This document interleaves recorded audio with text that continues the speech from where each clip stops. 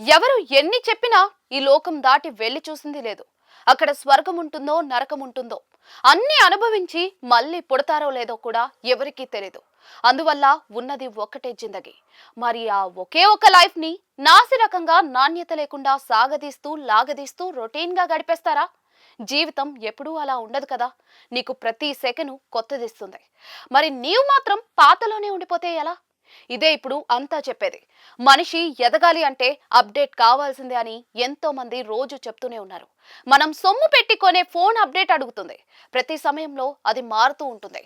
కాలం మారింది అని చెప్తుంది. అలా కొన్న ఫోన్ కొన్నట్లుగా ఎవరు వాడటం లేదు కదా. ఎప్పటికప్పుడు అప్డేట్ చేసుకుంటూ ముందుకు సాగుతూ ఉన్నారు. కాలంతో పాటు పరుగులు తీస్తూ ఉన్నారు. అప్డేట్ అయిన ఫోన్ నుంచి ఎన్నో సదుపాయాలను అందుకుంటూ ఉన్నారు. ఆ మార్పులో కొత్తదనాన్ని ఆస్వాదిస్తూ ఉన్నారు. మరి చేతిలో ఆపరేట్ చేసే స్మార్ట్ ఫోన్ సైతం అప్డేట్ అయితే దానిని పట్టుకున్న నిలవెత్తు మనిషి ఇంకెంతగా మారాలో కదా. నీటిని కూడా ఇక్కడ పోలిక తీసుకుని రావాల్సిన అవసరం లేదు.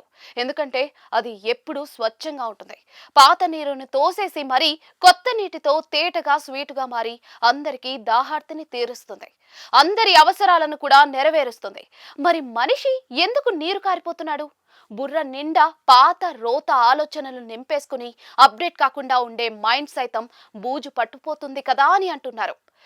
జీవితంలో ఏ కెరియర్ లో అయినా అప్డేట్ అవ్వాల్సిన అవసరం ఉంది అని అంటున్నారు. నిన్నే మరి నేడు రేపు కొత్తగానే ఉండాల్సి ఉంటుంది. అలా ఉంటేనే టైంతో పాటు సాగుతున్నట్లుగా ఉంటుంది. అందుకే కెరియర్ ఓరియంటేషన్ మీద క్లాసులు తీసుకునే వారు కూడా అప్డేట్ కావాలి మిత్రమా అని సూచిస్తూ ఉంటారు.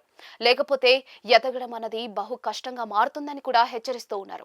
నిజం చెప్పాలంటే ప్రపంచం ఇప్పుడు ఏఐ యుగంలో నడుస్తూ ఉంది. రానున్న 25 ఏళ్లు చాలా కీలకంగా మారుతుందని అంటూ ఉన్నారు. మనిషి పాత్ర ప్రమేయం క్రమంగా తగ్గి డిజిటల్ యుగంలో టెక్నాలజీ పాత్ర మూడింతలు పెరుగుతుందని చెప్తూ ఉన్నారు. ఈ క్రమంలో మనిషి తాను కనుక అప్డేట్ కాకపోతే ఆ మిగిలిన పావు వంతు కూడా అసలు ఏమీ కాకుండా పోతుందని హెచ్చరిస్తూ ఉన్నారు. ఇవన్నీ పక్కన పెడితే నిన్న కంటే వయసులో పెద్ద ఆలోచనల్లో చిన్నగా ఉండరాదు. పెరిగే వయసుతో పాటు ఆలోచనలు జ్ఞానం కూడా పెంచుకోవాలి. చుట్టుపక్కన చూడాలి. పోటీ ప్రపంచంలో ఏం జరుగుతోంది అన్నది గమనిస్తూ ముందుకు సాగాల్సిన అవసరం ఉందని అంటూ ఉన్నారు. అలా కాలానికంటే అడుగు ముందున్న వారు విజేతలుగా ఉంటారు. కాలంతో పాటు నడిచేవారు జీవితాల్లో రాణిస్తారు. వెనుకబడిన వారు మాత్రం ఫెయిల్యూర్స్ ని అందుకోవడానికి సిద్ధంగా ఉంటారు అని అంటారు. మరి అప్డేట్ అన్న మాట ఒక తారక మంత్రంగా సదా మననం చేసుకుంటే కనుక ప్రతి వారు ఎంతో కొంత సాధిస్తారు అన్నది మాత్రం అక్షర సత్యమే సుమా.